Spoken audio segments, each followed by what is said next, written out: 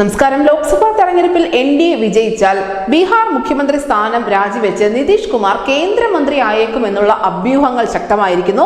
മോദിക്ക് ഹാട്രിക് വിജയം എന്ന എക്സിറ്റ് പോൾ പ്രവചനങ്ങൾക്ക് തൊട്ടു പിന്നാലെയാണ് JDU അധ്യക്ഷൻ നിതീഷ് കുമാർ അടുത്ത കളംമാറ്റത്തിന് ഒരുങ്ങുന്നതായുള്ള റിപ്പോർട്ടുകൾ പുറത്തു വന്നിരിക്കുന്നത്. ബീഹാറിൽ 2015 മുതൽ മുഖ്യമന്ത്രിയായി തുടരുന്ന നിതീഷ് കുമാർ ഈ മുഖ്യമന്ത്രി പദം രാജിവെച്ച ശേഷം അത് BJPക്ക് കൈമാറും എന്നും മൂന്നാം മോദി സർക്കാരിൽ കേന്ദ്രമന്ത്രിയാകാനുള്ള ഒരുക്കങ്ങൾ ശക്തമാക്കിയിട്ടുണ്ട് എന്നുമാണ് അഭ്യൂഹങ്ങൾ.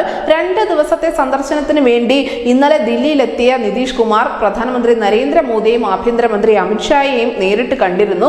ഇവരുമായി ചില ചർച്ചകളും നടത്തിയിട്ടുണ്ട്.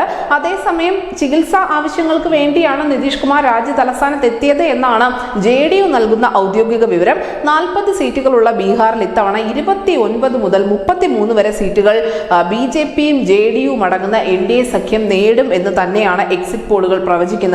അടുത്ത വർഷം സെപ്റ്റംബറിലാണ് ബീഹാറിൽ നിയമസഭാ തെരഞ്ഞെടുപ്പ് നടക്കാനിരിക്കുന്നത്.